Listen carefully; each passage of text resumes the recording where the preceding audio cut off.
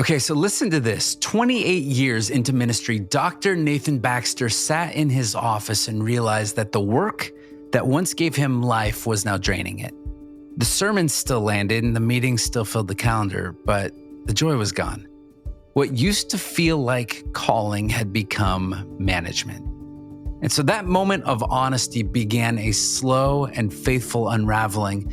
And over 2 years, Dr. B prayed and he planned and he built a runway for what came next. And it was a shift from church leadership to coaching leaders, really in every sphere. And so in today's conversation, he shares what that transition taught him about finishing well. That it's not an epiphany, it's an evolution. And that every leader entering their fourth quarter needs 3 things. You want me to tell you, or should I make you wait? I'll tell you. Margin, influence, and hyper-intentionality. And he unpacks those in such a beautiful way in this conversation. So if you're tired, but you're not done, this episode will show you how to keep leading with purpose, just in a new way. Welcome. This is the Life After Ministry podcast. Dr. Nathan Baxter, welcome. This is the Life After Ministry podcast. Thanks for coming. Hey, it's my pleasure. I love talking about all things ministry, all things church, and in particular, all things pastor. So thanks for giving me a chance to share my thoughts. Yeah, well, we have played in the same sandbox at the ex-pastor seminar with Dave Fletcher, and I've been there the last 3 years. Apparently, you've been there the last 3 years, and we've never shaken hands. So next time we will. Okay. But good to meet you here. Yeah, coffee's on me. I'd love to get to know you a little better.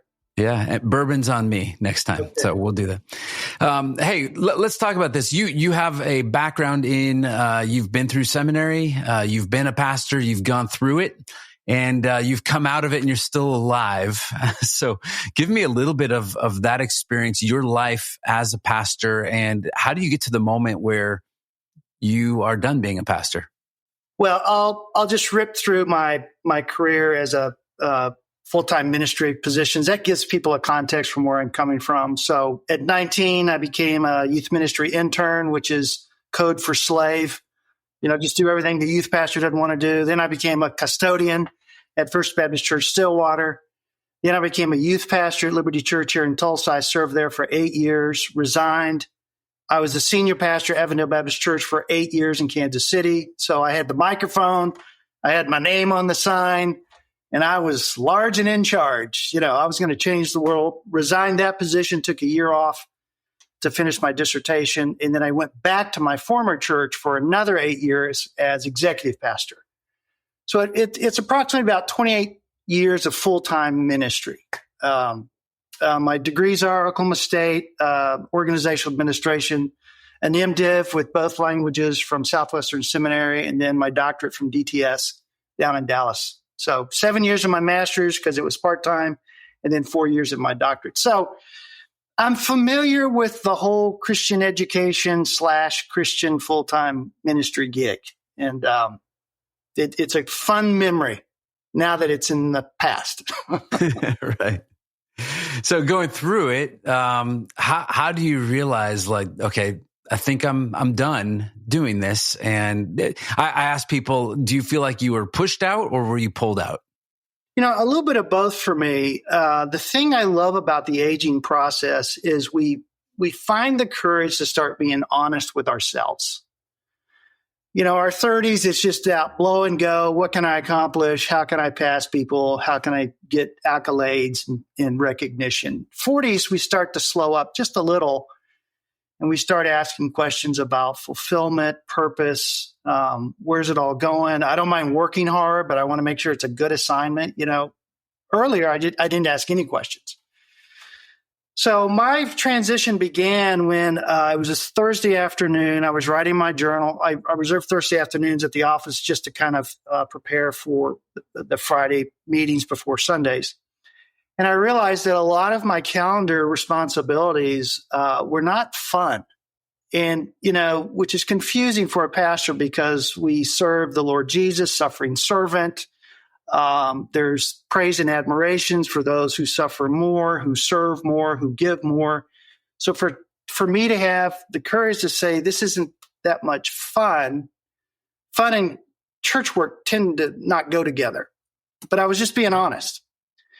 And but what I was excited about was my one-on-one meetings with my staff members. That brought me the most fulfillment. And so it was like 10 hours of that.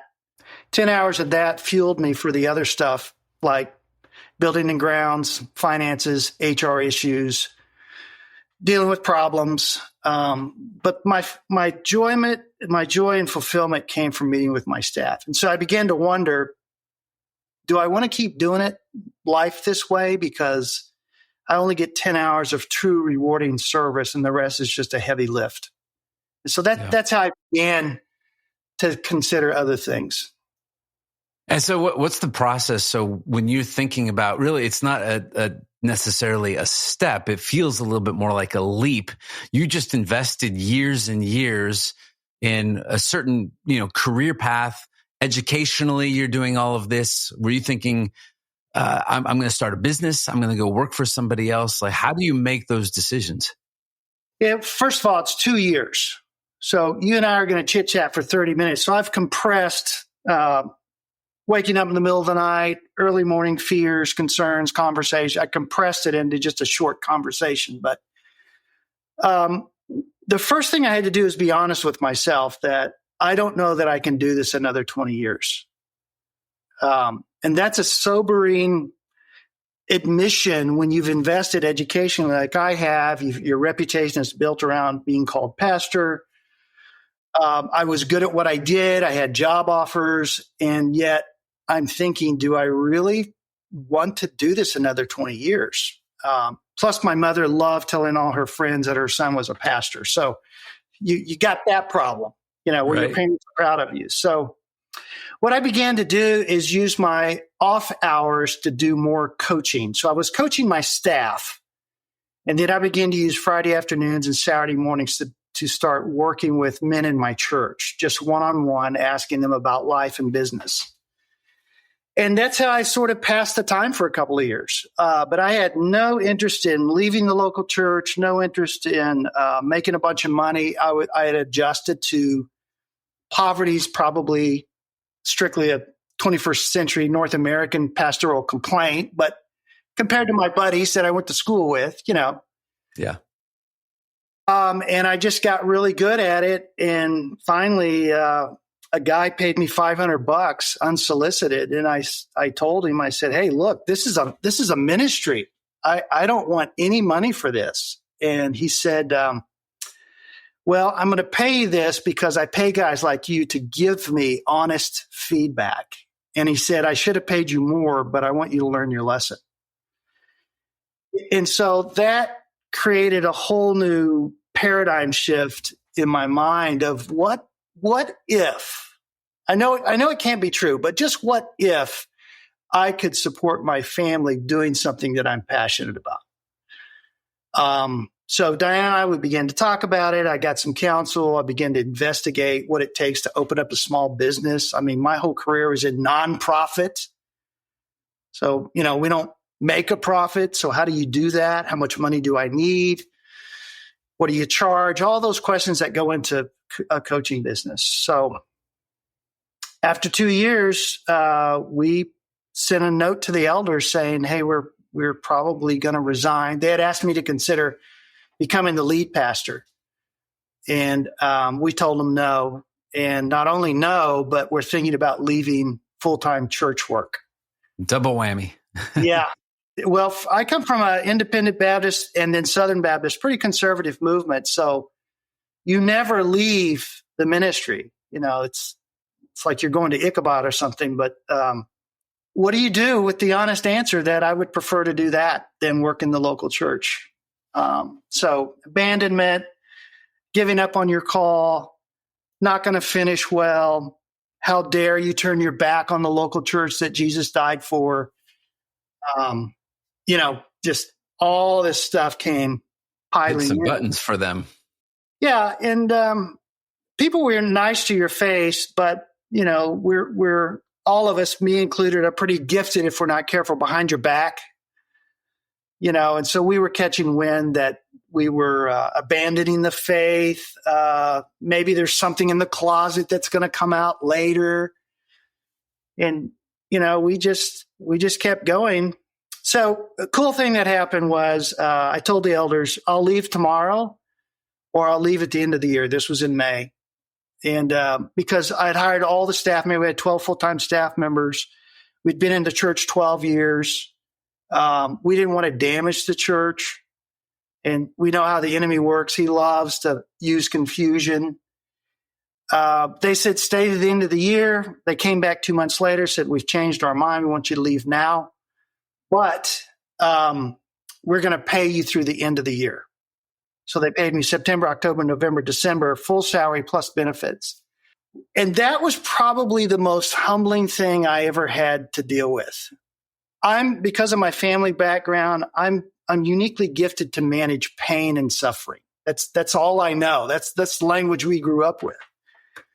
But generosity and grace was something I was not used to. Yeah. And it really humbled me more than the failure and the pain from failure that I'd been through. So we launched in January of 2010, and we've been at it ever since. I'm curious. You said I'll leave tomorrow or leave at the end of the year, and like very practically speaking, like financially, if they said, "Yeah, leave tomorrow," yeah, what's Plan B on that? Yeah, thank you for that. Well, being a business guy, I was gifted in the COO role of the church. I knew numbers. I've always had an acumen for business. Diane and we had projections for if we could just earn 70% of my church salary, which, by the way, is so suppressed. It wasn't a big leap of faith. I could have gone to Home Depot and got a raise. So practically speaking, we felt the freedom. If I could earn on Fridays and Saturdays 70% of my church salary, that was the fleece, if you will, that we said, from a business standpoint, we think we could make it. And I had about $15,000 in savings. So my thought was I could, fund the mortgage, Blue Cross Blue Shield, and our little family budget was 70%. And then hopefully that $15,000 runway was enough before I built my business. So when I train coaches, by the way, that's the first thing I ask them is, how much money do you want to make and need to make? And I need a hard number. Yeah. And then we reverse engineer that and talk about how to build a coaching business that will support that. Yeah. Well, and especially when we're working with pastors or ministry leaders who are in the midst of change, and we're asking that same question is what kind of salary are we trying to make up for? The good news, if you are in ministry, is it's not that hard to make up that salary going forward. So you've been at the coaching piece now for the last 15 years, full time. You started your business, have really helped and come alongside thousands of people in the coaching space. But you called the ministry, it is a ministry, but it's a company. Lead self, lead others. How did that come about, and why? Well, when I was a senior pastor, I drank the Kool-Aid that I'm awesome and all you people need is me preaching. And I caught myself one Sunday afternoon going, you have become empty inside and you're trying to do a spiritual assignment using your own strength. And it really shocked me that I had begun to operate in a spiritual endeavor without true spiritual power. And the sad thing is, I'm not sure the church knew it. So if you've got some gifts and talents, you can kind of get away with it for a while of being awesome and giving them the appetite that they, feeding the appetite that they're looking for. But inside, I knew I was moving further and further away from God. So when my first dissertation was on studying burnout in the ministry, because I wanted to understand what happened to me. Why was I turning my back on the spiritual resources, and yet I was working in a local church?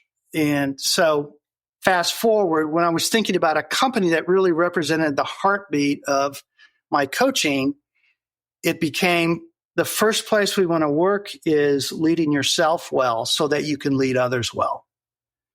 And we've got a lot of biblical, precedent of men who have not led themselves well, trying to lead God's people well, and it doesn't work out very well. So we start with self, and then we start looking at other leadership skills, whether you're a CEO or a senior pastor. Do you look at yourself today, and do you look at yourself through the lens of I'm a pastor? Do you feel like a pastor still in the coaching sphere? No question. Okay. No question. I think, to be accurate, in God's timing, he caused me to be more focused on how he wants to use me, which meant I had to leave the local church for employment. So my unique skill set is not administration, preaching, developing programming. It's coaching and mentoring people, and in particular, leaders. And so when I switched vehicles for me to my gift expression, I just switched vehicles. I switched who paid me. But I work with a lot of non-believers now, and it is so fun using a pastoral approach. It catches them off guard. And Diane told me my first year, she goes, "You're still a pastor. We don't use that title anymore." And my favorite thing to do is when a non-believer calls me in a situation crisis because I've coached them for a year and they say, "I need help." That's a no-brainer for a pastor. I mean, we've gotten so many calls about so many things. I don't even flinch. And it's like, this is why I'm on the planet. Yeah. You're having some pretty unique conversations. I feel blessed to be able to have conversations like this, but you have a podcast called Finishing Well Conversations. You're having conversations with friends or people that you're getting introduced to, and you're asking this question of what does it take to finish well?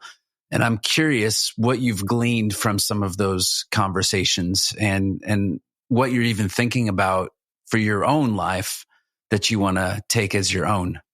Well, we'll start with me first. I'm 63 and a half. So average age, if I eat my granola and oatmeal and fruit and stay away from the burgers, and then I have some genetics working for me, I could make it into the 80s. But you got to pick a number. If you've done any financial planning, you have to pick a number. And so that's how much time I have left.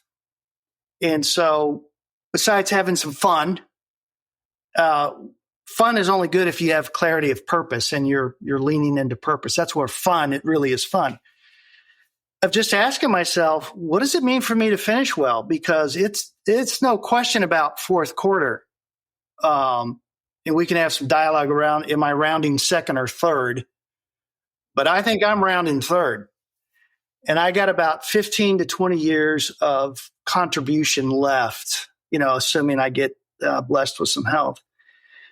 So I just want to talk with guys. I prefer guys over 60. Brett was in his 50s, but he has a unique story, so I wanted to interview him. But I want to create a conversation, peer-to-peer learning conversation. What does it mean for you to finish well? Hands down, I've done 6. I'm getting ready to publish number 7 probably this week.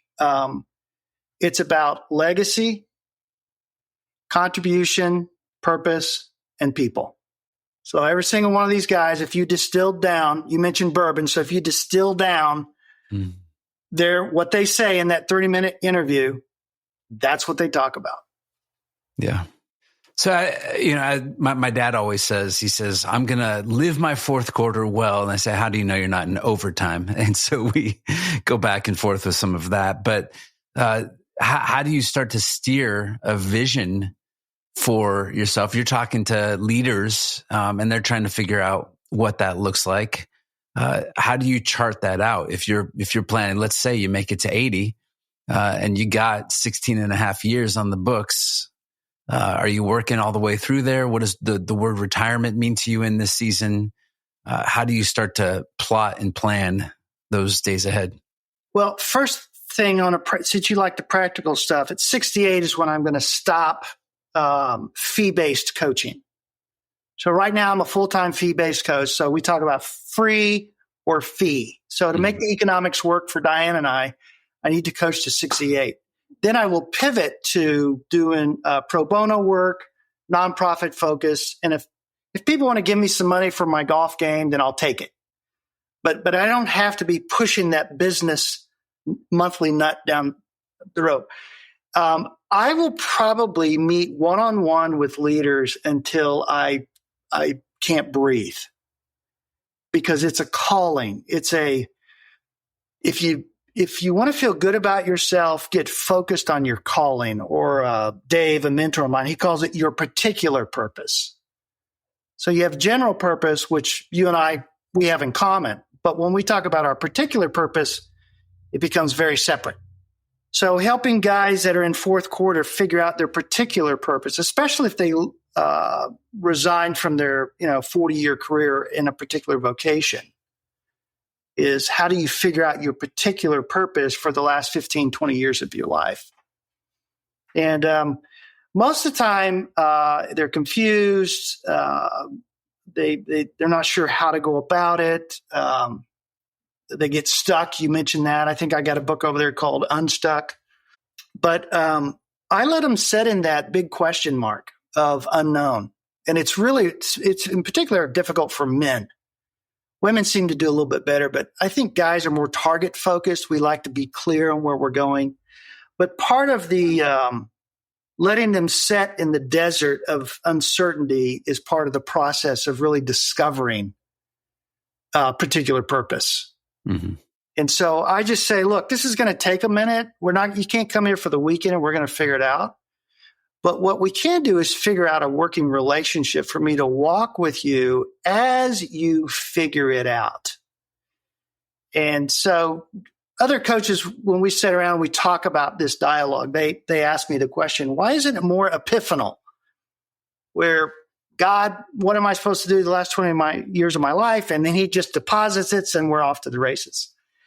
And I think it's a great question. It's more evolutionary. And I think it's because God wants to build some desperation in our lives where, we say, hey, I need to eat. And it's like, no, you don't. You're going to go another day. I'm going to up your frustration level and your desperation level, because when I tell you what your particular purpose is, it's so good and great, you won't even believe me. Mm. And he has to get us into that posture of, God, if you'll just tell me, I'll do anything. And it's like, oh, okay, now we're getting somewhere. So I would encourage any listener, if you're in that question mark, what do I do with the rest of my life? You got to get used to not knowing for a while. That's been my observation with all these guys I've coached. Yeah. And the interesting thing is that we talk to a lot of people who are 63 and a half, right? Like that moment right there. And you are in a position and a place in life. And I think maybe because of your pivot years ago that you're right where you want to be. But this is for many of the guys that we're talking to, this is the scariest moment of their entire life.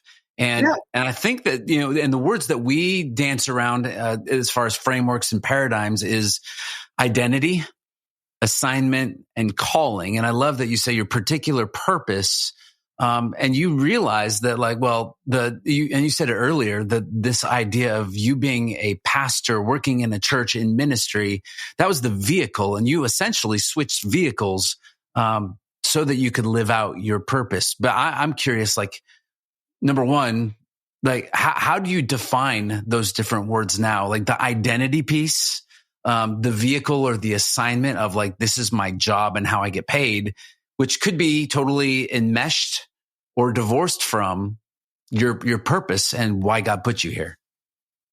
Yeah, this is a familiar conversation where I get guys that because of their financial situation, they don't have a choice. Handicapped child, or they've maxed out insurance, or aging parent wiped out their there's a lot of reasons why some people don't have financial options. And so when we have that presented to us, we have then to work around their job to still find time to invest in particular purpose. Sometimes I try and do it in their vocation, but sometimes it's just not feasible. And so we have to shift to with how many hours outside of your 40-hour work week can you devote to your particular purpose?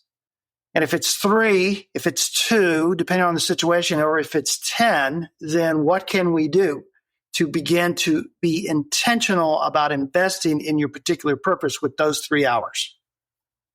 And as a coach, what the premise I'm working on is if I can get them walking in being intentional in those areas, it's interesting how God begins to open up new ideas and new opportunities for them instead of just them sitting in their office being stuck. So I try and get them on the track, walking that direction, even if it's just a little, baby step. So that's one way that we have to deal with the reality of economics. If it's just, I've got some guys that are in their 70s and they have to go to work every week. They just don't financially, they don't have a choice. Social Security is not covering the nuts, especially in, areas of California, or my son's a pastor in Frisco, Texas. Social Security is not going to make it. But more importantly, so guys in their 50s, I tell them there's 3 things that you have got to work on right now, because when you get my age, if you want to have some fun in life, you have to have these 3 things. So the time to get that is at 50, not at 60, because at 60 is too late. So the first thing is you want to have margin. So you want to have health margin, financial margin, and time margin. The second thing is you want influence, because when we get 60 and we get gray, and my grandkids were just telling me how bald I am and how fat I'm getting, we want to be making sure that I still have people to listen to me. I've got a lot to offer, mistakes and favor. But if you don't have any margin, you don't have any time, or your health is shot, or you don't have any financial margin, you've got all this influence. Or you reverse it, you've got all this margin, but nobody wants to talk to you. So you want margin, influence, and then you want to be hyper intentional with your life. You can't be casual anymore. You put those 3 things together, you've got a great fourth quarter working for you. I understand the first 2. What do you mean by hyper intentional with your life? What does that actually look like day to day? You know who you are, and you know why you're still on the planet. And so you cut out all these meetings, all these time wasters, all these things that are good, but they're not intentional on that particular purpose. That's where you want to apply the pressure, because that's where the fulfillment is. You're reactionary. Yeah. So I don't know if you've seen Corbett's book on portfolio life. Mm-hmm. Yeah. He goes down to Florida and interviews all those guys that, they're tan, fat, sitting in a hot tub, but they're miserable. Mm-hmm. And they've taken maybe 3 strokes off their golf score. That's it. And so he comes back and he says, guys, look, you've got to prepare for 65 plus. You need a game plan, because you're probably going to live that long. And most of the guys that he interviewed, they said 65 and then I'm done. I'm just going to fish and golf. And he said they do it, but they're not happy. They're not fulfilled. So intentionality is, when I get a call for a new client, the first thing I ask them is, why are you calling me? Because is this refinement, or is this repair? And number 2, how old are you? Because the age tells me where they're at in life, and I can begin to shape my questioning for my intake for coaching around what season of life they're in. You're really like a financial planner, but really on the life giving, the how you actually live out your life side of things is pretty interesting. Yeah. So my clients who are financial planners, they have the main thing as where's your investments in your portfolio, and then they tack on some of the life things. I just flip it. What's your major contribution, and how much money do you have? How's your health, et cetera? I tack that on, but my main focus is contribution. We were talking earlier. You said that pastors make some of the best coaches. Why is that? Well, if in ministry, because it's a nonprofit, we can't just outsource every leadership need in the local church. Even at the mega church level, your salary is always a restrictor, especially in the high cost of living areas. And so, as pastors, we just learn to kind of do a lot of stuff that's not on our job description. And we also do a lot of stuff they never covered in seminary. I remember my first funeral, I had to ask the funeral director, which side's the head on? Because I think I'm supposed to stand at it. And he said, well, just stand where I stand, stuff like that. But we get phone calls for people in trouble. How do we manage our time? We got little kids and I'm supposed to preach tomorrow morning. I got nothing. The air conditioning unit's out again. So-and-so's in jail because he hit his wife. I mean, we get all this stuff and we're like, how do you do this? And so pastors have figured out the hard way how to go about ministry. And a lot of it's not covered in our training. So when you stick them into a formal coaching scenario, all those years of helping people, all that skill and intellectual knowledge and your instincts, all that just comes right out. And all I do is I give pastors a little bit of a format, on here's some tools, here's a technique, here's a little bit of structure. That's all I got to do, and they're off to the races. And they just knock it out of the park. So you've now straddled the ministry world and the corporate world. How do coaching conversations with business executives differ from conversations that you're having with pastors on a coaching basis? Well, if you take out the spiritual piece, so when I'm talking to CEO, we're not referencing scripture. And we don't pray at the end of the meeting. So you got to remove some of our normative pastoral things. But after that, it's the same. So whoever's sitting at the top, senior pastor or CEO of, publishing company, it's lonely. You make a lot of decisions that affect a lot of people.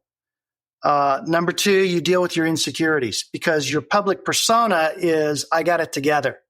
Mm-hmm. But privately, you've got these insecurities that you manage. And then the addiction to power, when everybody does what you say and you decide bonuses and you sign checks. And pastors and CEOs both have to deal with that. Yeah. There's a lot and I was surprised, to be honest with you. I thought I was only going to work with pastors, but the lion's share of my business ended up being at the C-suite level. You said you have a son who's a pastor in Frisco. After you've gone through all of this, leading a life as a pastor in ministry and considering your journey of wanting to finish well, what do you want your son to know as a pastor? And if the day comes that he wants out, what does that look like for him? But what are some of the things? What are some of those conversations that you're having with him? Well, first and foremost, you got to watch your heart. The heart is that's a thread that runs through the leadership commentary in Scripture. It's the heart. That's the first thing to go.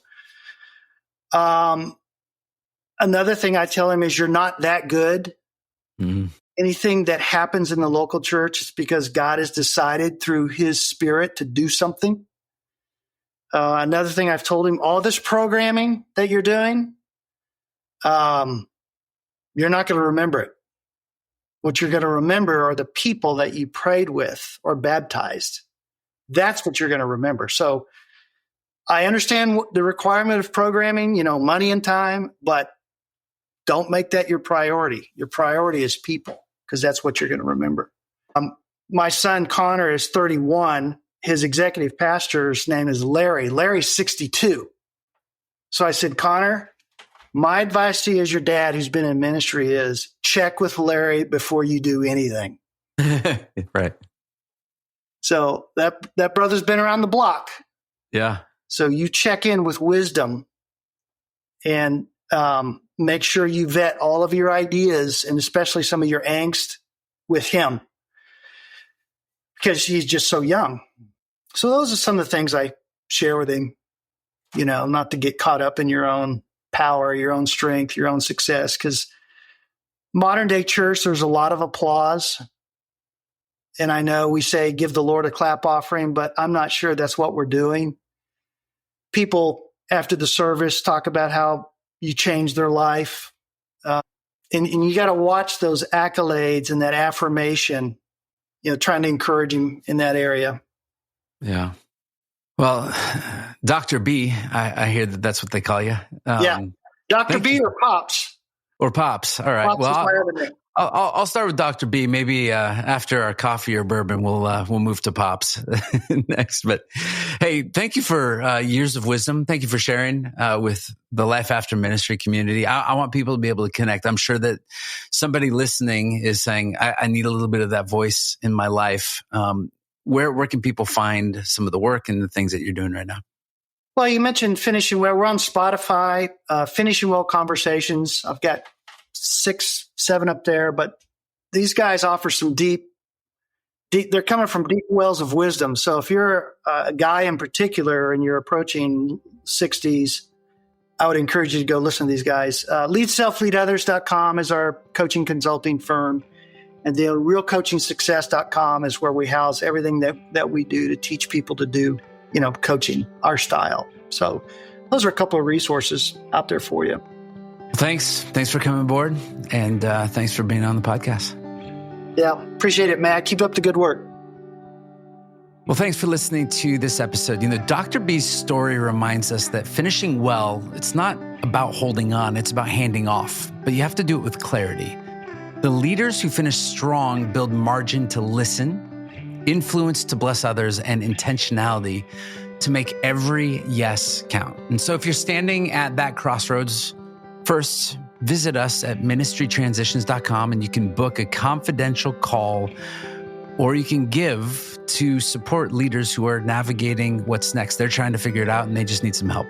But we also want to encourage you. You will find Dr. B's coaching and leadership resources in the linked parts of our show notes, and want you to remember going out here that no matter where you are in your journey, you can change vehicles without abandoning your calling. So keep moving toward purpose. We're with you every step of the way. This is the Life After Ministry podcast.